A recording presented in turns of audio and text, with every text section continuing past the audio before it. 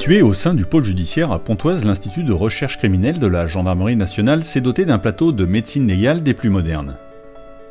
Sur plus de 300 mètres carrés, les médecins légistes, anthropologues, odontologues ou encore balisticiens et autres experts de l'IRCGN sont en mesure de répondre aux missions traditionnellement réalisées en France dans les structures médico-légales. Par souci d'efficacité, une amélioration technique audiovisuelle a récemment été apportée au plateau de médecine légale, et ce, à la demande notamment des médecins légistes. Le système de suivi et d'assistance à l'autopsie est le résultat de la rencontre de trois mondes distincts. D'un côté, le médecin légiste, homme de l'art, placé au cœur de l'acte autopsique. De l'autre côté, un forensicien, expert de la criminalistique, et également un spécialiste audiovisuel qui, par ses compétences techniques, répond aux attentes des deux premiers acteurs. Notre objectif consistait tout simplement à partir sur les fondamentaux de la scène de crime, du général au particulier. C'est la raison pour laquelle ce dispositif est équipé de 5 caméras. Des caméras qui vous permettent d'avoir un visuel global sur ce qui se passe en salle d'autopsie, également sur ce qui se passe au-dessus de la table d'autopsie, on se rapproche un peu plus de l'acte, et puis surtout une caméra tourelle, où vous avez la possibilité, tout en étant déporté, donc plus placé au cœur de la salle, de vous plonger véritablement au cœur de cet acte, un petit peu comme si vous y étiez.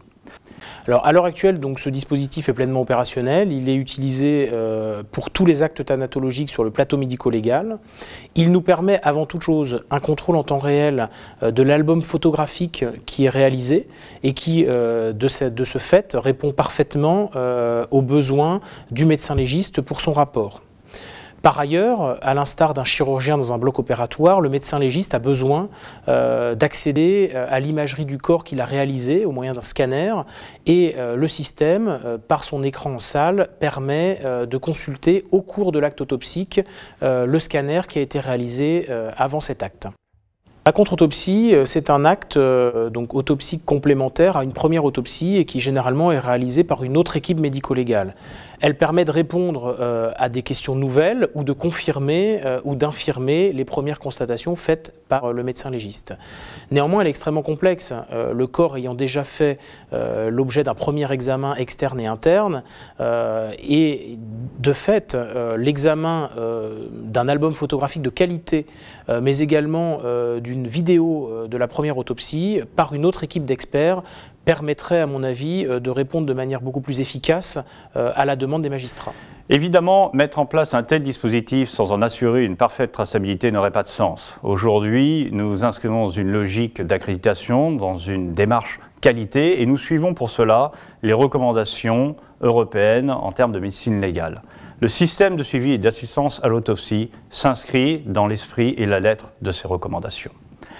Il ne faut pas voir ce dispositif comme une succession de matériel audiovisuel mis les uns au bout des autres.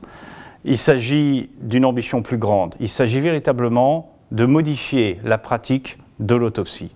Le système de suivi et d'assistance à l'autopsie répond à 3 objectifs majeurs.